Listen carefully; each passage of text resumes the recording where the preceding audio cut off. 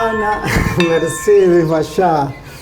Qué alegría encontrarnos en esta casa, ¿no? Sí, en este espacio que como que tiene un aire, no sé a qué. A muchas cosas, muchas cosas queridas. ¿Qué aire tiene para vos? ¿Qué respiros te suenan en este lugar? Y por lo pronto en este patio me siento como en la casa mía de mi crianza, en Citibel. Las tejas españolas, la galería, el aljibe, Sí, sí. me suena. Toda una atmósfera que Me te suena. suena, Bueno, sí, sos sí. cantante, así que te Sí, tiene... me suenan muchas a vos cosas. los espacios, Me suenan. el recinto, ¿no? Sí. Donde se oyen... Sí. Pero acá también hay voces, como dice, antiquísimas, ¿no? Sí. De lo que es la genealogía de tu familia. Sí. Recordame cómo era eso.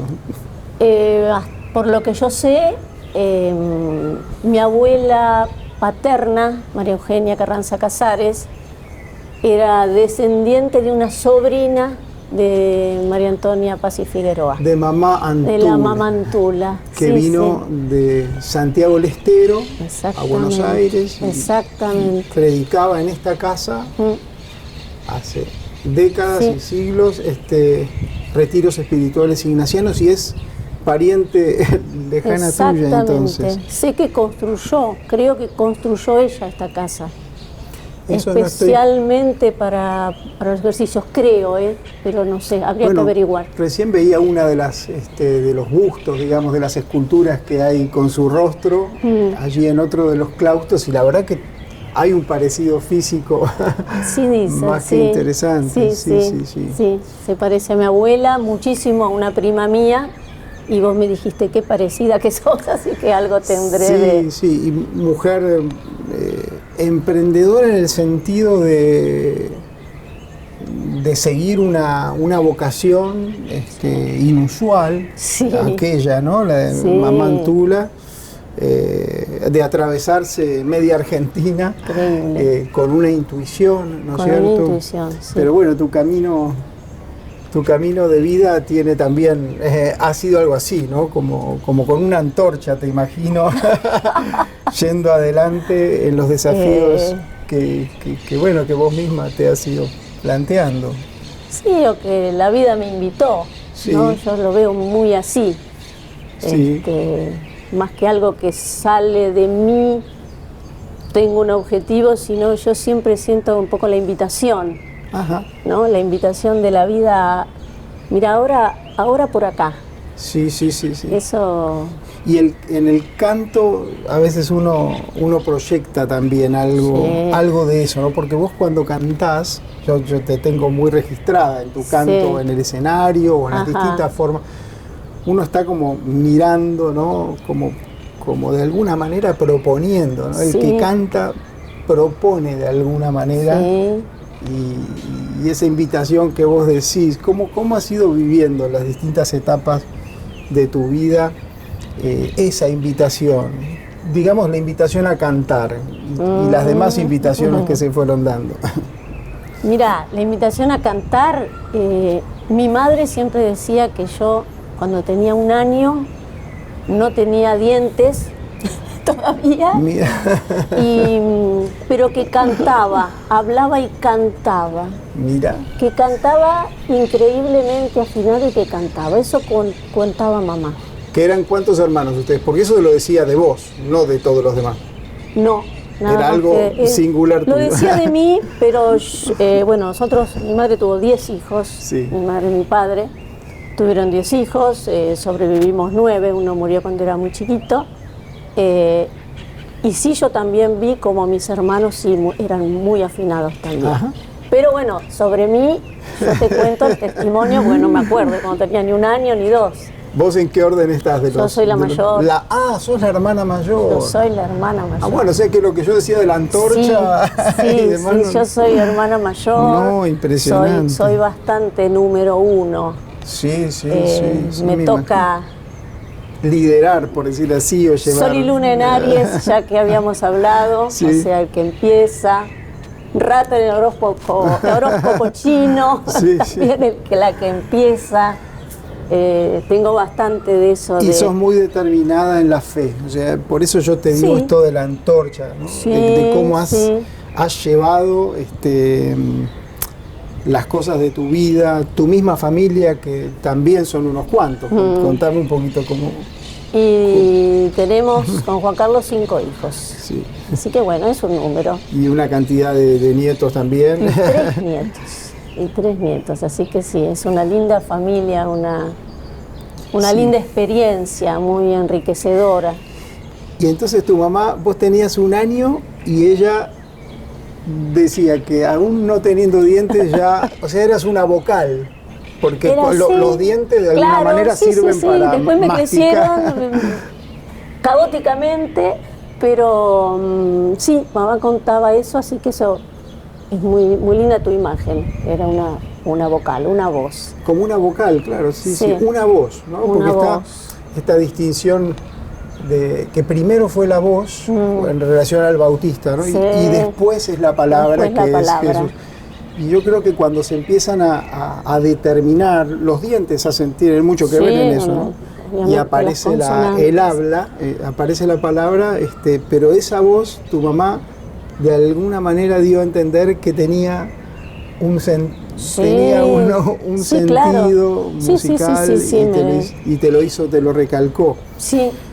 Y después, a partir de ahí, ¿cómo se fue dando bueno, ese camino en el que has atravesado, como cualquiera podría decir que no se puede hacer? Vos atravesaste ilesa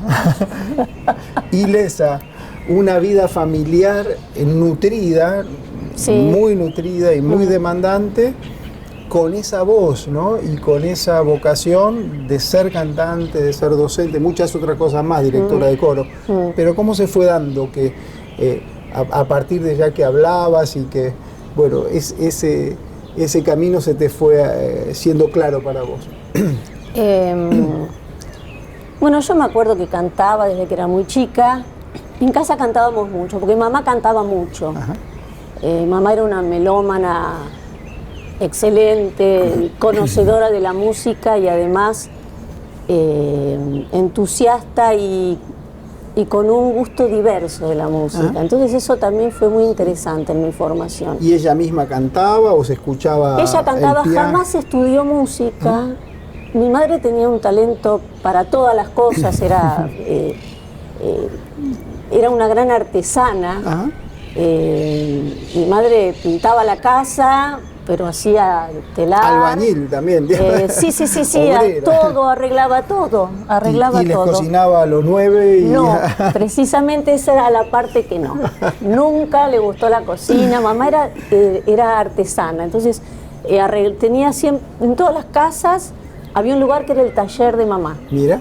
Donde entonces tenía pinturas, distintos tipos de enduidos, colas, herramientas. Y lo que sí también hacía mucho costura, porque bueno, nos arreglaba. Hacendosa, como una chica hacendosa, una muchacha hacendosa. Eso sí, la cocina no, no. Pero, y ahí la hija mayor. Y ahí la hija mayor. ¿O no? ¿Sí? No, pero te mandaba a cocinar a vos, no. No, pero lavar los platos sí. Bueno, pero entre medio de esas tareas es bastante habitual que el que hace trabajo manual de pronto cante, ¿no es cierto? Que tenga... Puede ser. Hay toda una antropología. Puede ser. Bueno, de hecho, a mí me gusta muchísimo, vos lo sabés, cantar acompañándome con instrumentos. Sí, o sea, con tu pequeña guitarra. Con guitarra, ukelele, piano. Mira, como que necesitaras hacer algo. Hay algo manual, hay algo de placer. Sí, ¿no? sí. Hay una vibración que también se da con las manos. Cuando lo hago junto me encanta. Y el canto teatral en ese sentido también te pasa, porque vos cantás ópera, cantás en escena, es decir, cantás actuando. No canto tanto ópera. Claro. He hecho más cámara, soy más del tipo de la canción. Claro. Pero la experiencia que tuvimos claro, la experiencia escénica del Requiem, en el Requiem, por ejemplo, me pareció como que era muy fácil cantar actuando. Sí, porque allí también tenés sí. una utilería, sí, un jarrito que tomás sí, algo, ¿no es cierto? Me pregunto cuándo y cómo habrá sido el momento que llegó a tus manos, ¿no? Ese instrumento, esa guitarra, ¿no? Considerando esto tan lindo que recién contabas de que para vos acompañarte con el instrumento es algo que te da placer, que te ayuda, a diferencia de otros cantantes que es un estorbo, digamos, ¿no? Claro. O un impedimento. ¿Cómo llegó ese instrumento a tus manos? Y también esto tan lindo que contabas, que tu mamá hacía cosas con las manos y que ahí vos te identificás en ese punto, ¿no? Mucho, sí, sí. Yo siempre quería, desde que tengo uso de razón, tocar la guitarra. Y veía por la televisión que tocaban la guitarra y era la época de la bossa nova, así que uno veía, me acuerdo de Berugo Carámbula, ¿te acordás? Que tocaban en la televisión. Que tocaban en la tele. Y la televisión evidentemente para vos fue algo importante. Y sí, yo nací en el 60, así que nací con la televisión, soy de esa generación. Sí, te entiendo. Y en mi familia, ni mis tíos, ni nadie tocaba la guitarra. Había solamente un sobrino de mamá, pero no había guitarra. Era algo extraño. Era algo extraño. Entonces yo siempre pedía una guitarra y me regalaban las guitarras de juguete. Y yo me enojaba porque la guitarra de juguete, yo quería una guitarra. Se ve que tanto insistí que una Navidad, yo tenía 8 años, papá y mamá fueron a Casa América y me compraron una guitarra. ¿Con vos fueron o te la pusieron Navidad, en Papá el Noel, en el árbol? Noel. Sí, bueno, yo ya no creía en Papá Noel, pero para Navidad esa guitarra. Y bueno, fue un antes y un después, ¿no es cierto? Un vecino me enseñó los primeros acordes con su hija, que era mi amiga, así que empezando cantando la samba Campanitas. Sí. Y empecé a estudiar guitarra, pero a los pocos meses a mí me gustaba cantar. Claro, porque hay caminos y caminos con la guitarra, ¿no? Yo estudiaba el solfeo. Sí. Pero en un momento me di cuenta que yo iba a lo del profesor a copiar letras de canciones, que al principio las copiaba con los acordes. Y un día me di cuenta que los acordes yo los sacaba de oreja. Claro. Entonces no fui más. Y a partir de los 9 años, cuando yo ya tenía esas herramientas, siempre seguía siendo muy chiquita, autodidacta, y cantaba todo. Descubriendo repertorios en idiomas extranjeros. Porque, sí, también. No, porque bueno, la bossa nova, decías vos, también tenés una inclinación importantísima por toda la francofonía, por el repertorio francés. Pero eso vino mucho después. Eso es posterior. Eso vino mucho después. En esa época era el folclore, que en el año 69. Pero vos dijiste la bossa nova. Sí, no, la bossa nova es una pasión absoluta, era...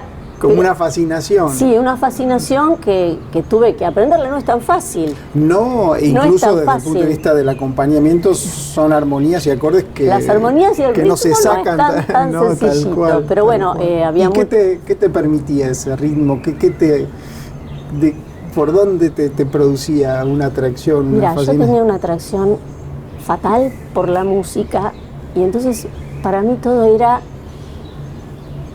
quiero esto. Claro, era una avidez general. Una avidez, sí, la verdad que esa es la palabra, una avidez. Y yo quería sacar esta, sacar la otra. Y rayábamos los discos con mis hermanos, poniendo para poder sacar. Mis hermanos tocaban el piano, yo no estudiaba piano, pero bueno, uno va aprendiendo, pero cuando se quedaban trabados en algún acorde, ahí Ana, porque ahí era la que yo orejeaba. Sí. Bueno, hasta que tuve un momento en el que dije, esto yo tengo que estudiar, tengo que dejar de ser un adolescente. Esos años, ¿no? 60, 70, lo que era, me haces pensar, la vida familiar, la experiencia de la televisión, como si ahora estuviéramos, no sé, en un programa de televisión, imagínate. Tal cual. Y la experiencia de la música en las casas, ¿no? La experiencia de la música en las casas. Era mira, la Peña de Morphy era un poroto. Vivíamos, y hasta el día de hoy. Sí. Fue muy fuerte el tema de la música. Bueno, pero algo de eso queda. Fíjate, vos mencionás recién este programa de Rosín, que habrá fallecido. Pero algo, ¿no? Algo de la Peña, por algo nos produce también cierta nostalgia al mencionarlo. Sí, tal cual. Te invito a caminar un poco este patio ahí en dirección al aljibe. Antes de seguir haciendo una pregunta incisiva que tengo preparada. Bueno, me preparo. Muy incisiva.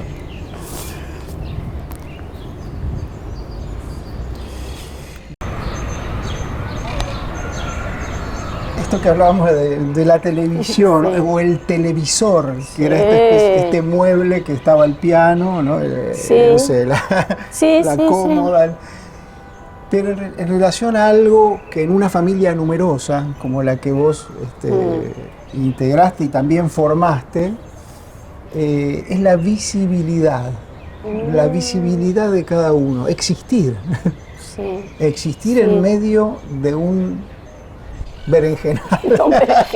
Jolgorio, digamos. Donde las miradas que quizá uno necesita a veces, ¿no? Las miradas, justamente, hablando de televisión, a veces se pierden. Las identidades, yo creo que no se desdibujan, al contrario, ¿no? En las familias numerosas. Pero a veces se marcan más las diferencias. Claro, pero ¿cómo ha sido entonces tu experiencia en cuanto a tu identidad en una familia, tu identidad artística? Y también de otro orden, ¿no? Contemplativo, porque yo ya en el contexto de una familia numerosa, y también tu experiencia de soledad, que es difícil, ¿no? El silencio, la soledad en una familia numerosa. Y lo difícil en la familia numerosa es el espacio, el silencio y el espacio. Porque por más que vivas en una casa grande, no hay un espacio individual. O tenés que procurártelo vos. ¿no? Te vas a leer al baño. Y más o menos. O el rinconcito de la cocina donde haces tu tarea, ¿no? Todos los lugares son públicos, todos los lugares se comparten. Por un lado es una escuela maravillosa del compartir ni hablar, porque vos aprendés que no hay otra manera de vivir que no sea compartiendo. Así es. Es la figura y la experiencia de la fraternidad cotidiana. La fraternidad, mira, es una de las cosas más maravillosas como experiencia, la de ser hermano, la de tener hermanos de diferentes edades, los que están cercanos en edad, los que son más chiquitos, a los que cuidás. Yo lo conozco, familia numerosa arrepentida. Es mi dicho de cabecera, porque yo también tengo 6 hijos.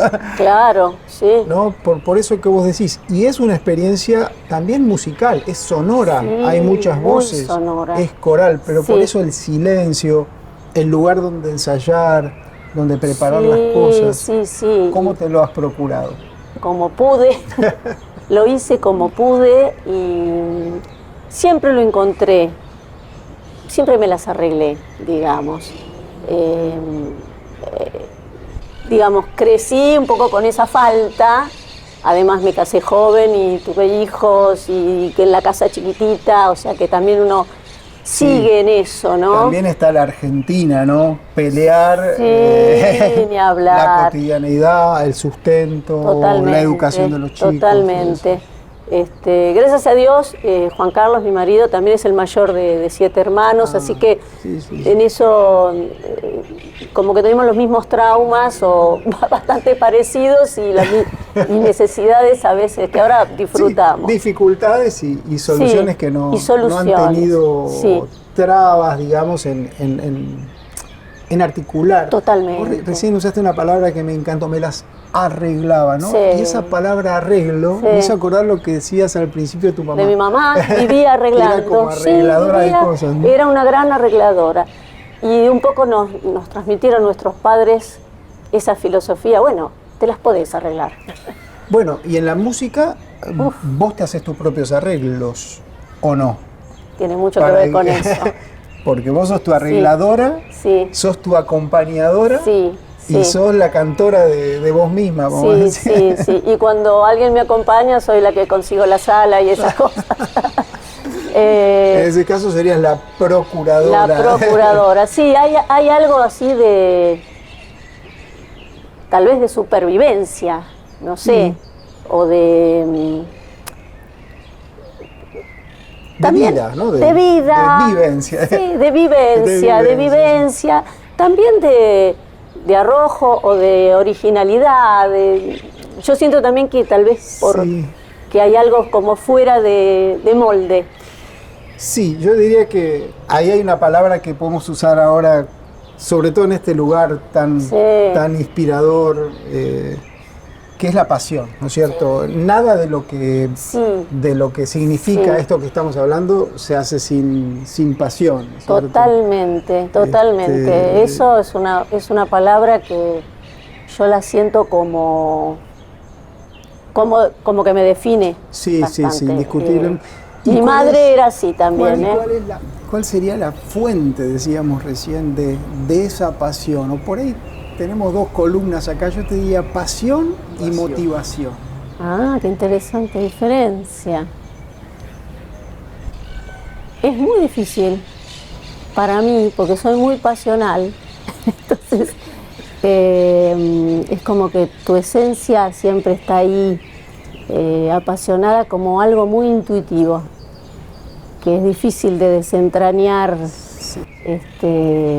mentalmente, pero sí tal vez la pasión viene de un movimiento muy del alma, ¿no? Muy de una búsqueda de algo más, ¿no? De la búsqueda de trascendencia, intuitivamente. Sí.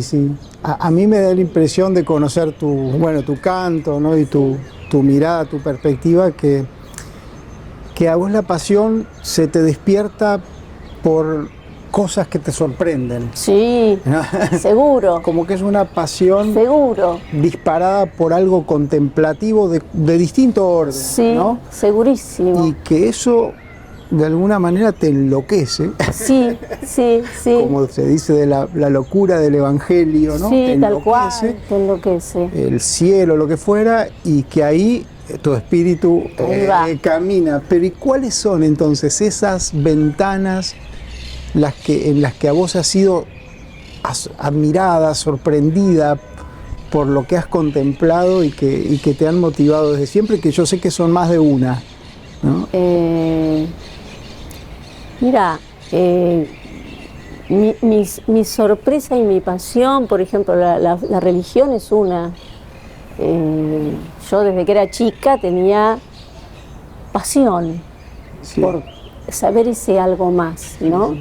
Me habías comentado cuando tus padres te presentaron el libro del Génesis. Contame eso. No fue que lo presentaron en la mesa familiar. Yo no tenía más de 7 años.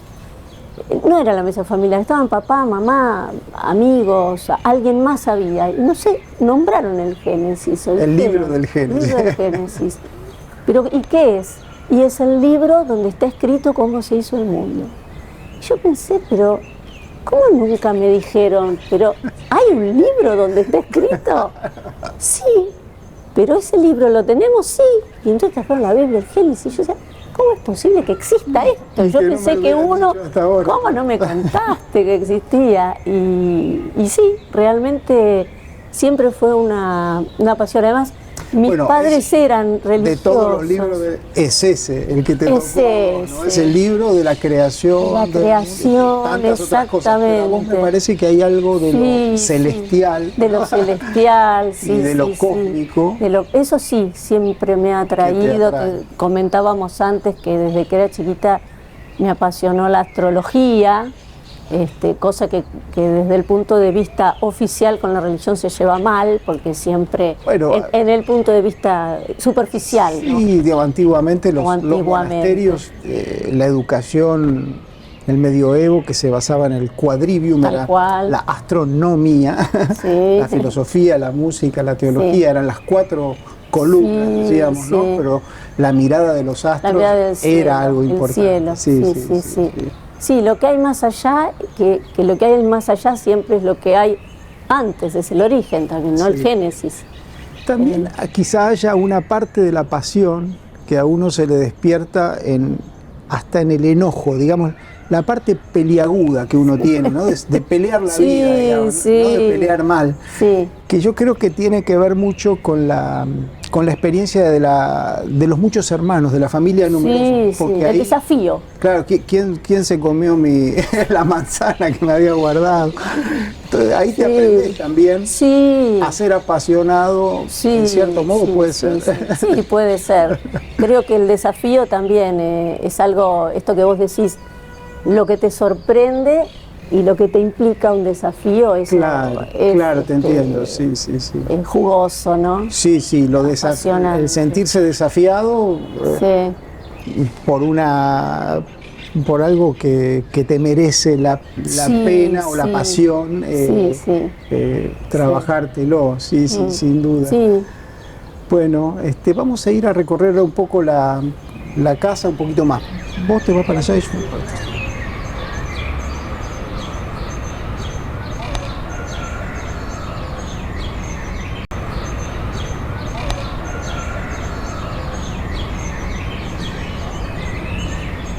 Parece muy interesante cómo dentro de un marco de vida, digamos, que podría caracterizarse como muy entre comillas como conservador, ¿no? Sí, totalmente. Claro que de tradiciones. Sí. ¿Cómo has, digamos, estado abierta siempre también en atención a lo experimental, a probar, a la cosa contemporánea, ¿no? Sí. Y ha sido una necesidad. Ajá. Creo que es como una característica personal, una búsqueda, creo que es mi búsqueda. Ajá. Y con los años me pregunto como una vez una amiga en una fiesta me dijo: vos tendrías que estar vestida de otra manera, llena de colores, con los pelos así, pues me había pasado tocando el piano y cantando, claro, y bueno. Claro. Pero de alguna manera esta parte conservadora es un pie firme. Sí. Es un pie firme, en el sentido sobre todo. Pero no un ancla, digamos. No. Porque vos con ese pie vas a descubrir cosas que nunca habíamos visto, ¿no? Sí, es el centro fijo, el punto fijo a través del cual podés ir a cualquier lado porque te da ese anclaje. Sí. Yo lo siento mucho así. Sí, porque has investigado también las vanguardias, los lenguajes. Sí, como yo me formé con Lucía Maranca. Nada menos.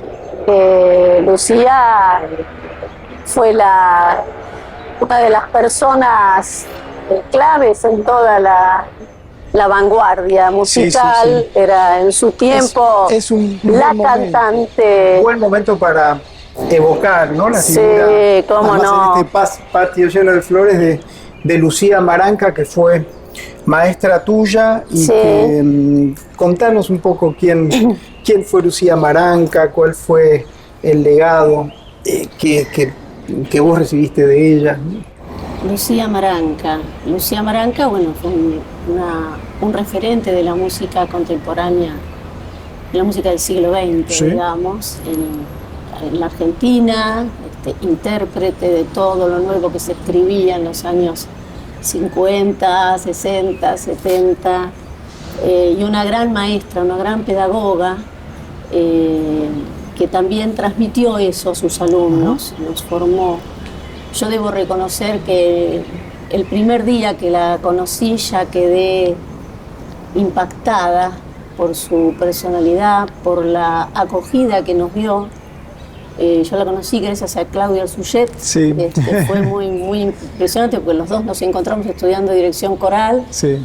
Teníamos que buscar una maestra de canto y a él le recomendaron a Lucía, así que fuimos juntos y tuvimos esa impresión de una persona que se había puesto contenta de que estuviéramos con ella, éramos muy jóvenes.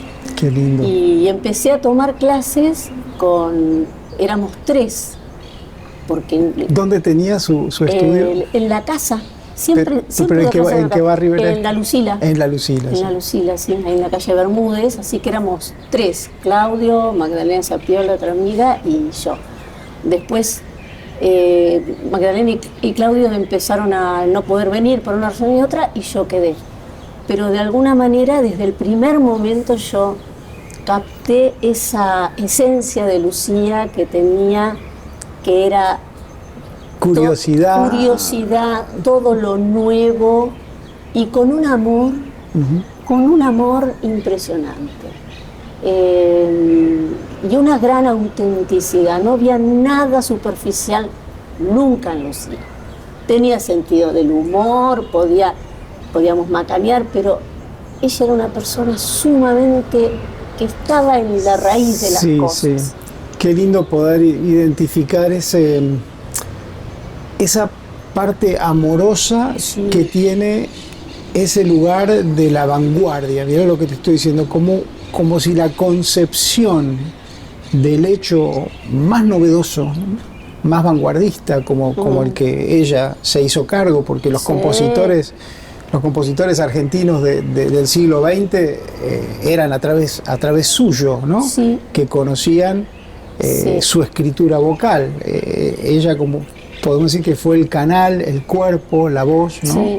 Sí. De las intenciones musicales y los deseos y las imaginaciones musicales de la vanguardia argentina, ¿no? Sí. Pero que eso tenga como un jardín, digamos así, totalmente, un lugar de cultivo, exacta, ¿no? De donde además salen alumnos, ¿no?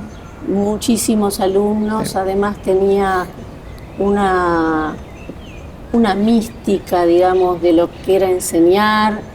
Ella tomaba a todos los alumnos, con talento, sin talento, con voz, sin voz, y tenía un compromiso a la hora de enseñar, un compromiso con la vida, no porque se ocupara, no, pero uno sentía esa entrega, ¿no? La palabra. Y ojo que eso en aquel entonces, que no es hace tanto tiempo, pero son un par de décadas o más, no era tan habitual, ¿no? Estamos hablando del momento en el que en el colegio te decían, vos no podés entrar al coro. Totalmente. O vos sí, ¿no es cierto?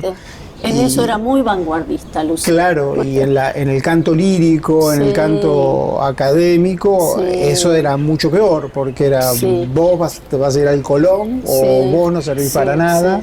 Y en esa acogida de Lucía Maranca, se empezaban a tallar y perfilar caminos de la vocalidad, del canto muy singulares, como el tuyo. ¿No muy es cierto? singulares. ¿Cómo ha sido el tuyo? Ella tenía una técnica basada en la palabra, era muy singular, mucho en la palabra, y lo cual para mí fue fantástico porque me permitió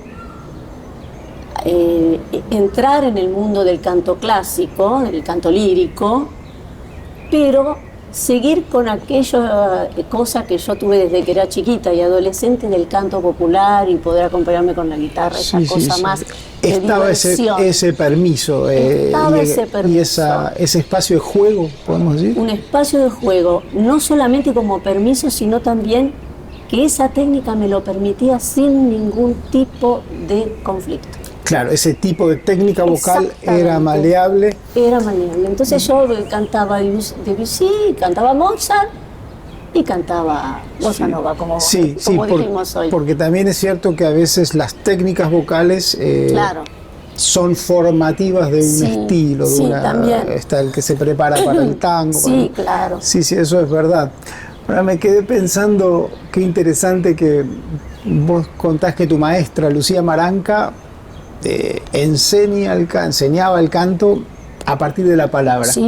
Y tu madre, cuando tenías 1 año, te señaló cómo cantabas sin tener todavía dientes y sin hablar. Sin hablar. O sea que tu madre sería el capítulo sin palabras, ¿no? Y la voz, ¿no? Y acá tenés un referente que habrá sido muy señero. Es muy profundo lo que vos decís, porque la madre es la que la que se comunica sin palabras. Vos tenés un bebé y el bebé... Eso es lo profundo, vos lo estás diciendo. Claro, entonces bueno, es mi madre. Y yo realmente siento frente a Lucía una maternidad desde el punto de vista de mi vida profesional y de mi vida como artista. Yo siempre lo he sentido fuertemente. Ella era una matriz. Sí, espiritual. Una matriz espiritual muy fuerte. Como un temple, ¿no? Sí, que te ha dado. Sí. Y unos valores que vos ya los tenías, pero que de alguna manera los encontraste ahí. Sí, porque yo empecé muy joven a estudiar con ella, entonces mis valores se reforzaron con ella. Al estar con una persona realmente seria, digamos, en el buen sentido de la palabra, consistente y coherente, ¿no? Y coherente, muy coherente. Sí, son esas paternidades espirituales que se dan mucho también en la vida contemplativa, pero que son propias de las pedagogías más profundas, ¿no? Yo creo que mejor entendidas. Lo sentí mucho así. Mi madre además fue quien me formó intelectualmente, ¿no es cierto? No solo el amor a la música, sino a la cultura, a la belleza y a la vida. Sí. Me dio un modelo de vida que yo seguí. Sí. No tuve 10 hijos, pero bueno, sí seguí con mucha... con amor, con sintonía, amor, alegría, tener los hijos y la familia, pero sí me formó intelectualmente. Y yo sentí como que Lucía vino a darme esa otra cosa que es lo más propio, que era mi ser artista, específicamente en la música y en el canto. Sí, que es muy llamativo, ¿no? Muy llamativo como eso que es lo más propio tuyo, no ha sido un pasatiempo de una madre de familia numerosa o un hobby, ha sido algo muy troncal, muy serio, que no lo has dejado en ningún momento, una verdadera vocación que de alguna manera has tenido que surcar, en medio de una vida familiar. Hoy está más planteada la vida entre los jóvenes, digo, como una opción. Pareciera que o haces una cosa o haces la otra. O tenés un proyecto familiar o te mereces un camino profesional. Y es muy, muy lindo como además justamente en tu caso no es un camino profesional signado o cifrado en el éxito, sino en lo que acabas de decir, en lo genuino, lo verdadero, lo auténtico, ¿no? ¿Y cómo te las arreglaste? ¿Cómo hiciste? Tuve tengo aún un gran sostén, que es mi marido. Sí. Gracias a Dios, él siempre comprendió esto, él también músico. Nos conocimos porque me daba clases de guitarra, imagínate. Él también en su momento pensó por ahí dedicarse a la música y bueno. Hay un amor ahí, un amor además del amor, digamos. Sí, tal cual, un amor además parafraseando del amor. a Fito Páez, cambiándole un amor adentro del amor. Sí, un amor adentro del amor. Así que la música nos unió, cantábamos juntos en coro, pero sobre todo siempre tuvimos esa cosa de la búsqueda. Esta cosa que vos decías de la avidez, de la pasión, la curiosidad. Y entonces tener a alguien que comprende lo que significa para vos. Ya claro, es claro. Un gran... no es simplemente que lo acepta, sino que participa. Que participa. Además, Juan Carlos es un tipo muy auténtico también y muy creativo. Entonces también él entiende seriamente lo que es seguir la vocación, que aunque sea muy rara, porque es un tipo que es abogado, pero hizo un colegio, y es director de colegio y es empresario, y ahora tiene la huerta y el restaurante, y le gusta cocinar.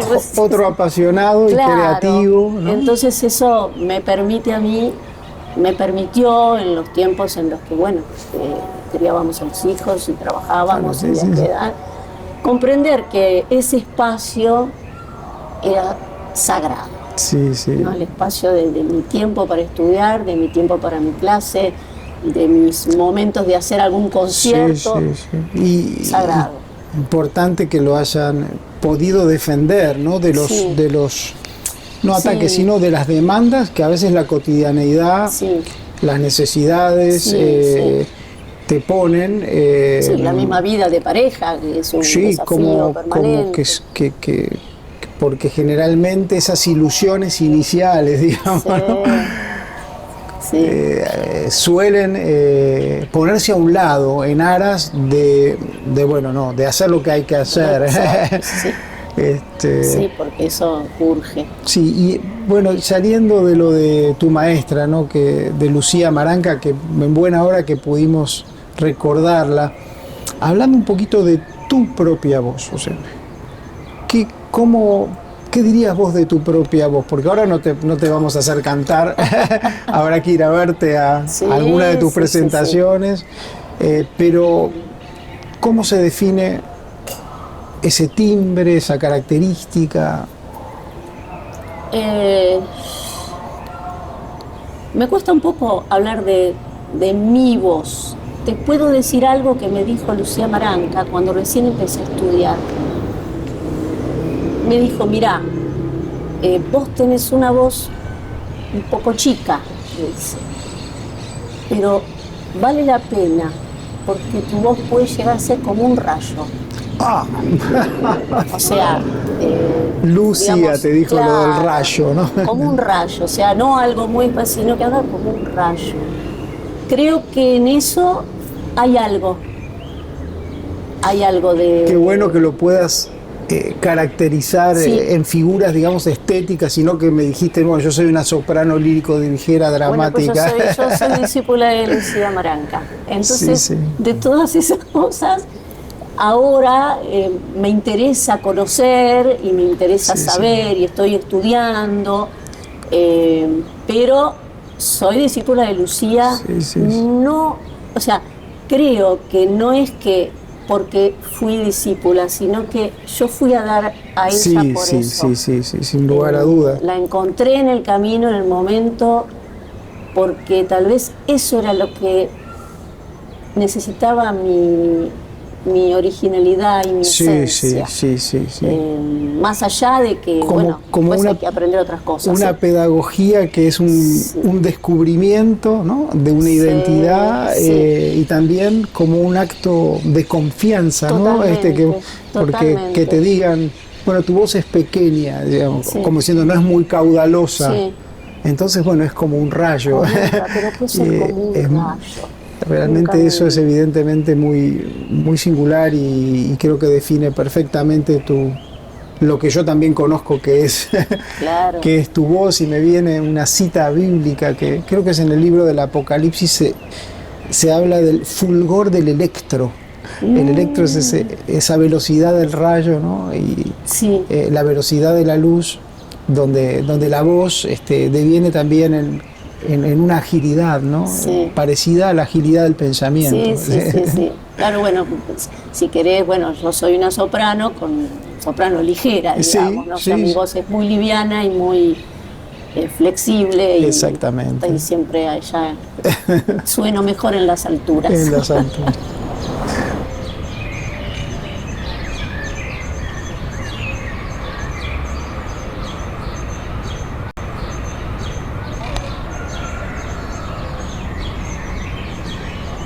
Salimos de aquí, de la parte de la casa donde se guardaba el pan y se Sí, hacía los de panes. Sanante.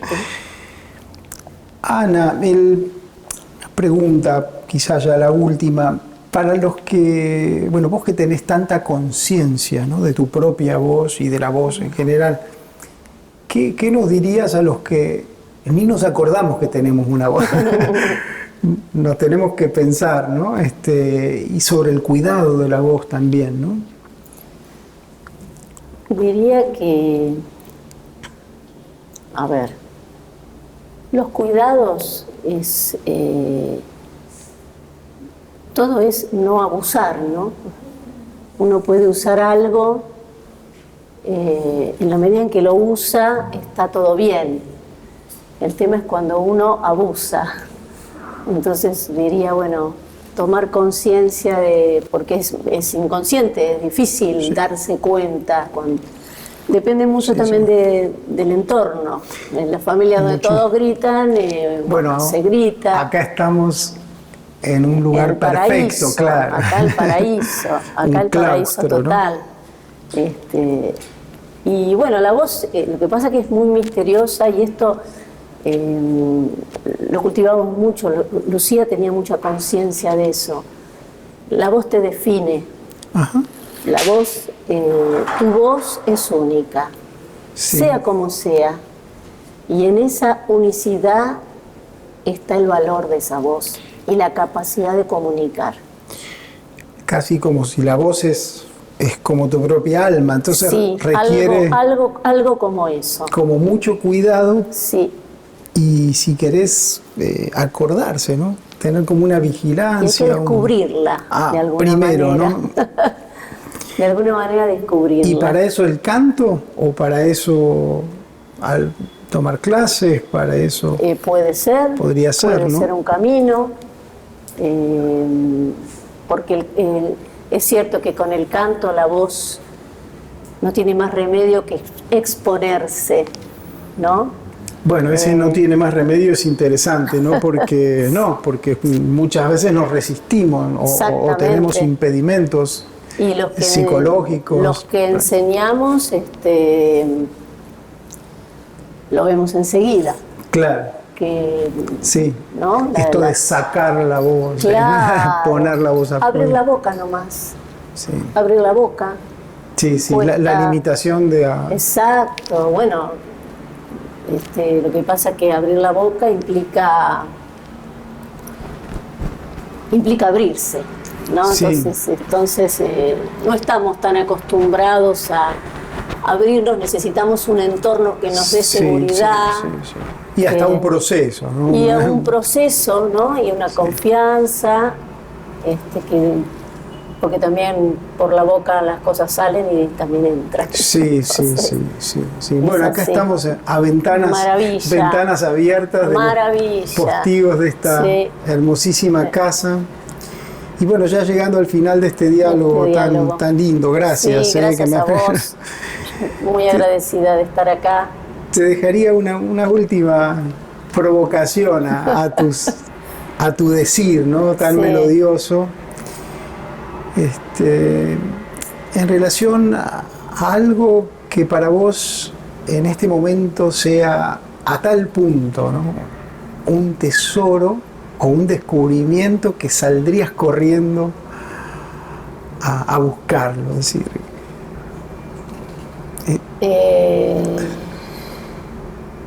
Me cuesta contestar tus preguntas porque yo generalmente tengo esa sensación de la invitación, ¿no? Que la vida me invita. Entonces me invita tanto ver este cielo, por ejemplo, que me dan unas ganas de estar ahí, este sol, las plantas, como, qué sé yo, como también estar y comunicarme con toda la gente querida, que me inviten a cantar o ir a cantar, eso voy corriendo, vos lo sabés. Sí. Todo lo que pueda ser creativo, creo que la creatividad es muy clave en lo que es la plenitud humana. Creo que es una vocación de todos los seres humanos. Sí.